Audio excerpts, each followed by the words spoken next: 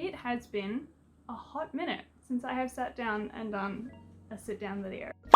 Hi, welcome. My name is Meekela. This is Meekela Reads and I read 80 books this year. But that is beside the point. Today I will be telling you about my top 5 books of 2021. I will start with some honourable mentions that I have from 2021 because they didn't quite make the cut. So first I want to mention Better Together by Riccio. This is her second novel that she has written. It is basically a new adult coming of age contemporary book that has like a little twist of fantasy mixed in there as well. It is a Parent Trap cross Freaky Friday crossover, which was a really cool concept, and I honestly just had so much fun reading it. It was like so engaging, and I think I read the second half probably in one sitting. There was a lot of like controversial opinions about it in the first place, but I don't know, I just found it really fun, so I rated it quite highly because my experience of it was good. I also want to make an honourable mention of A Beautifully Foolish Endeavour. This is the second book in Hank Green's duology, the first one being An Absolutely Remarkable Thing, and it's a continuation of that story, following the main characters from the last book and then continuing into obviously the next book. Lots of spoilers, not going to explain it. Another one that I didn't actually pick myself, my partner Jared picked it and he told me that I had to read it because it's a classic, and it was To Kill a Mockingbird by Harper Lee. I hadn't read this before. I think a lot of people read it in school, but I never did that. I really enjoyed it. I think it was really well crafted, and I think it dealt with a lot of things that we still struggle with to this day in a way that was impactful,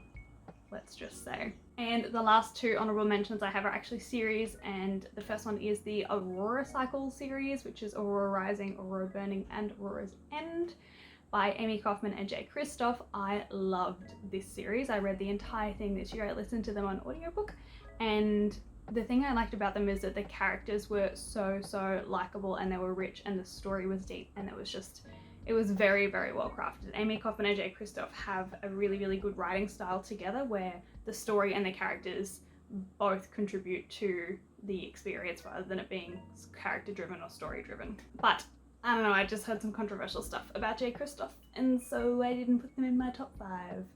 But similarly to that, the last honourable mention is The Nevernight Chronicle, also by Jay Kristoff. I read these again all this year. I rather enjoyed them. I think the first one was probably my favourite. The second and third were good and the ending was good, but the first one definitely is the strongest of the three. Again, Jay Kristoff's characters were very good. This one was a bit more story driven than character driven, but I still really enjoyed the characters and the story as well. But let's jump into the top 5, which realistically is what you're here for. I will also leave linked down below all the wrap-ups with all of my more in-depth thoughts about the books that I'm talking about, because I'm not going to go into like super detail today. I'm just going to list them for you because who doesn't love a good list? So coming in at number 5, we have my first read of the year, and it's Legendborn by Tracy Deonn. This is a young adult / coming of age urban fantasy series surrounding our main character Bree. She recently goes through, or has gone through, the death of her mother, and she enrolls in this like gifted kids program at a college, I believe it is. However, she witnesses some pretty rough things, some monsters attacking people, and then finds herself thrown into this world filled with like magical characters and like wizards, and it's all very like Camelot, Knights of the Round Table based, which I thought was really cool. Honestly, this book brought me out of a reading slump. I loved how it was crafted. I was engaged like right from the start to the end, and there is like a sprinkle of an enemies to lovers trope in there, which so good, my fave. But it was definitely a great book to kick off the year with, and I am so glad that it was my first read, and it's come in at my number 5. Number 4 is Before the Coffee Gets Cold by Toshikazu Kawaguchi. This was a collection of, I think it's 4 short stories that span over a period of time, following this cafe set in Tokyo that allows people to go back in time. However, there are rules surrounding this time travel. You have to stay seated, there's certain things you can and can't do, and you have to come back before your coffee gets cold, otherwise something terrible happens. It was just really cozy. It's a book that made me continue to think well after I actually finished reading it, and I'm just so excited to jump into the second one. I hope it's as good. My numbers 3, 2 and 1 actually all kind of sit at the same tier for me. realistically, so just keep that in mind, but I had to rank them. So coming in at number 3 is The Anthropocene Reviewed by John Green. This is John Green's, I think it's his first like non-fiction writing, and honestly I liked it way better than all of his fiction writings. I'm not a huge fan of his fiction contemporary romance works, mostly just because I don't know, there's just like, it's too real for me. It's not too much of an escape. But The Anthropocene Reviewed is a collection of essays that he has written following things in our life that just are, like Mario Kart and Monopoly, and he does like a deep dive on what they are and what they mean, which I thought was so cool. We get to see a lot more of John Green himself in this book as well, like all of his inner thought and his inner workings. I follow him and his brother Hank on YouTube. They are the Vlog Brothers. They've started a whole lot of things. I thoroughly enjoyed reading this book. It was phenomenal. I read it very slowly. I did like a couple of essays a night. I cried, I laughed, I experienced like just the full spectrum of emotions reading The Anthropocene Reviewed. So I generally now will recommend it to almost anyone. So yeah, that was my number 3. Number 2 is a romance. I was surprised, not at all. It is The Love Hypothesis by Ali Hazelwood. I read this very recently, and honestly it is the first romance book that I have read and wanted to immediately pick back up. It is a hate to love, enemies to lovers / fake dating romance story. It is very popular at the moment across all of the platforms. It is so worth the hype. If you haven't read it and you enjoy romances, please read it. It is great. It follows, obviously, main character. She has to embark on this fake dating trope with the really brooding, not very nice professor at the college that she is doing her PhD at. And it's all because she has to like convince her friend who is in love with her ex-boyfriend that she doesn't actually like her ex-boyfriend. It's chaotic.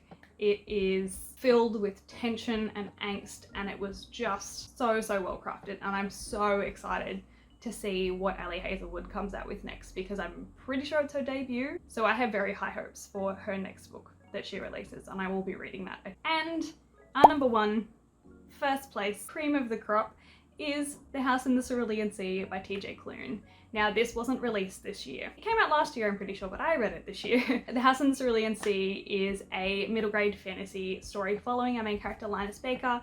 He works a boring desk job at basically like this world's equivalent of the Ministry of Magic, I think, or like their little foster care system. But basically he manages all of these foster homes and these orphan homes for children who are magical creatures and have magical abilities, because they are kind of shunned in society and no one likes them or talks about them because they're scared of them. Linus at the start of this book is sent on a super top secret mission to go and basically report back on like the worst of the worst at this one specific orphan home. And it is just a heartwarming story.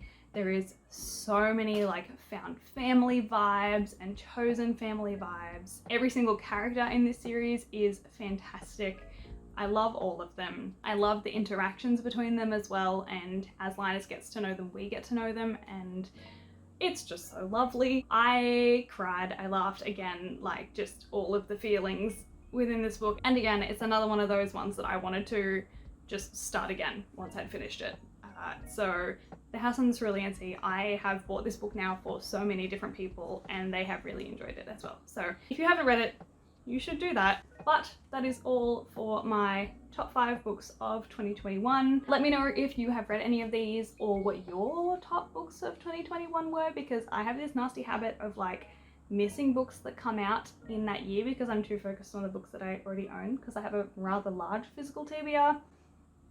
So if there's any that you think I should read, let me know please, because I will add it to my list. I give myself a bit of a free pass at the end of the year to stock up on my physical TBR, so now is the time. Anyway, thank you so much for watching. I post videos every Wednesday, sometimes Sundays, depends on how I feel.